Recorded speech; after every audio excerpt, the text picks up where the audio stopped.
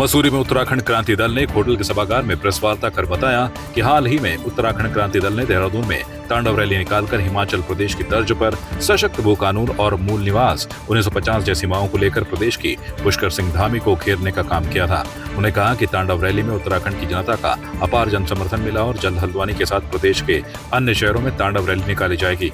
त्रिवेंद्र रावत ने कहा कि राज्य गठन में उत्तराखंड क्रांति दल ने महत्वपूर्ण भूमिका निभाई थी, लेकिन आज प्रदेश की दुर्दशा हो गई है।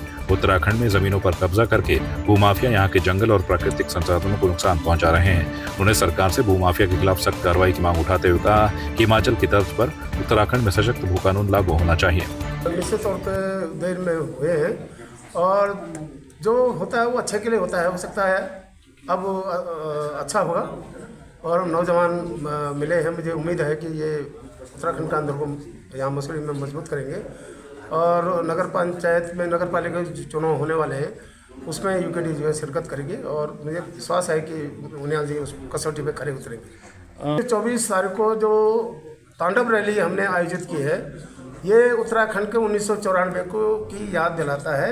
जिस तरह से 1994 लोग इकट्ठे हुए विश्वास जताया है, उसी तरह से 24 तारीख को लोगों ने उत्तराखंड क्रांति दल पे विश्वास जताया है और लोगों को लगने लगा है कि यूकेडी हमारा दिल है और यूकेडी के अलावा इस समस्या का समाधान कोई नहीं कर सकता। और मैं उन तमाम संगठनों को बधाई देता हूँ जो उत्तराखंड क्रांति दल के 24 वाली रैली में आए हैं। तमाम गायक, जितने भी हमारे कलाकार हैं और सामाजिक संगठन हैं, आंदोलनकारी संगठन हैं, मैं उनको बहुत बहुत आभारी हूँ उन लोगों का, क्योंकि ये बड़ी लड़ाई है और ये महायज्ञ है। इस यज्ञ में जो अपनी आहुति देगा उसको निश्चित तौर पे उसको फ़ायदा होगा और ये लंबी लड़ाई है। मैं उनसे आह्वान करता हूँ और अपेक्षा करता हूँ कि इस लड़ाई में वो फिर इसी तरह इसी जोश के साथ आएँ। और अभी तो ये अंगड़ाई है, लड़ाई अभी बाकी है और ये प्रथम चरण था तांडव का। अब द्वितीय चरण जो है हल्द्वानी में होगा, तृतीय चरण पौड़ी में होगा। उसके बाद इसको हर शहरों में हम तांडव रैली करेंगे और ब्लॉकों तक, क्या हम गांवों तक इसको ले जाएंगे और उस तांडव के माध्यम से भाजपा कांग्रेस को 27 में हम गुरुकुल आसन से बाहर का टिकट कटा देंगे। ये जो इस समय बहुत अच्छा है, जो भी हो रहा है सब अच्छे के लिए हो रहा है। मुझे लगता है ये चुनाव भी होगा, फिर मूल निवास का जो इस समय मामला है, भू कानून का जो मामला है, ये पहाड़ के अस्तित्व से जुड़ा हुआ सवाल है।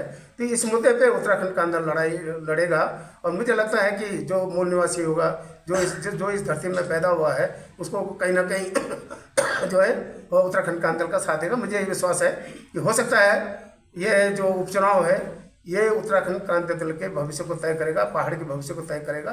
निश्चित तौर पे लोग एकजुट हो रहे हैं और अब हमारे पूरी तैयारी, पूरे उत्तराखंड के लोग, हमारे यूपीडी के लोग सब वहाँ जाएंगे। तमाम संगठनों से मेरा अनुरोध है कि जो केदारनाथ का चुनाव है ये बहुत महत्वपूर्ण चुनाव है। इन दोनों दलों को हमको शिकस्त देनी है, तभी इसका एक बहुत बड़ा संदेश जो है दिल्ली के लोगों तक जाएगा, ये मेरा विश्वास है। देखिए, निश्चित तौर पर हमारा अधिकार बनता है, हमने राज्य बनाया है तो पहला अधिकार हमारा ही है। और यहाँ इस समय 27 में उत्तराखंड क्रांति दल की मुझे लगता है कि 3840 सीटें आएंगी निश्चित तौर पर, क्योंकि हमने राज्य बनाया है और 24 साल हो गए राज्य बने हुए। लोग समझ गए हैं कि हमको कहाँ कहाँ ठगा गया और पहाड़ की जनता समझ रहे हैं कि ये भाजपा कांग्रेस ने हमको बीच चौराहे पर छोड़ दिया है। हमारा भविष्य चौपट हो गया, हमारे नौजवानों का भविष्य चौपट हो गया, हमारे जल जंगल जमीन पर बाहर के लोगों को कब्जा हो गया, सारी चीज़ें बाहर से हो रही है, बाहर के लोग यहाँ हावी हो गए, तो हम जाएँ तो जाएँ कहाँ। इसलिए जनता के पास एक ही विकल्प है, जिस दल ने राज्य बनाया उस सत्ता में उसको बिठाओगे, तभी इस राज्य का फैसला हो सकता है, इस राज्य के लोगों का भला हो सकता है। बीडी पांडे जिला चिकित्सालय से बेस चिकित्सालय तक अति आवश्यकीय सेवा केवल मरीजों के इलाज के निःशुल्क वाहन सेवा सफल संचालन के लिए जिलाधिकारी ने अनटाइड फंड से 5 लाख रुपए की धनराशि दी। वहीं जिलाधिकारी ने कहा कि अभी शुरुआत में एक वाहन से जनपद में निःशुल्क वाहन सेवा प्रारंभ की गई है, आगे भी इसमें इजाफा करते हुए 2 से 3 निःशुल्क वाहन और चलाए जाएंगे। जिलाधिकारी ने बीडी पांडे चिकित्सालय में नवनिर्मित भवन का भी निरीक्षण कर प्रमुख चिकित्सा अधीक्षक जिला चिकित्सालय डॉक्टर JB नाबियाल से आवश्यक जानकारी लेते हुए निर्देश दिए कि जिला चिकित्सालय के प्रवेश द्वार से इमरजेंसी द्वार तक मरीजों की सुविधा के लिए शेड निर्माण करने के निर्देश दिए। जिला अस्पताल और बेस हॉस्पिटल उसके बीच में लगभग 2 किलोमीटर की दूरी है, 1.5 से 2 किलोमीटर की दूरी है। तो वहाँ पर जिला अस्पताल में भी बहुत सारे OPD होती हैं। इसके अलावा जो डायलिसिस है, CT स्कैन वगैरह के कई सारी जो है सुविधाएं वहाँ हैं। तो मरीजों को जिला अस्पताल से बेस हॉस्पिटल और बेस हॉस्पिटल के मरीजों को जिला अस्पताल आने में जो कठिनाई होती है उसको देखते हुए जिला प्रशासन के द्वारा एक निःशुल्क एक वाहन की सुविधा दी गई है, जिसमें कि मरीज और उनके तीमारदार, इसके अलावा डॉक्टर्स, वो जिला अस्पताल से बेस हॉस्पिटल आना जाना उसमें कर सकेंगे। इससे मरीजों की भी सुविधा होगी, उनके तीमारदारों को भी सुविधा होगी। वैसे मरीजों के लिए हमने अलग से एम्बुलेंस की भी व्यवस्थाएं करी गई है। ये जो वाहन है ये हमने रेड क्रॉस को भी उपलब्ध कराया है, ताकि जो गंभीर रूप से या अन्य जो आवश्यकता अनुसार मरीज और उनके तीमारदार हैं उनको उसको उपयोग कर सकें। अभी हमने ये एक वाहन उपलब्ध कराया है और आने वाले टाइम पर अगर इसका रिस्पॉन्स सही रहता है, मरीज इसका समुचित उपयोग कर पाते हैं, तो 2 हम अन्य वाहन भी निःशुल्क इसमें उपलब्ध कराएंगे। पिथौरागढ़ जनपद के कोतवाली जौलजीबी क्षेत्र अंतर्गत बरम के पास एक कार अचानक अनियंत्रित होकर गोरी नदी के पास गहरी खाई में गिर गई। वहीं प्रभारी निरीक्षक जौलजीबी संजीव कुमार के नेतृत्व में पुलिस टीम व एसडीआरएफ की टीम ने घटनास्थल पर पहुंचकर मृतक के शव को खाई से निकाला।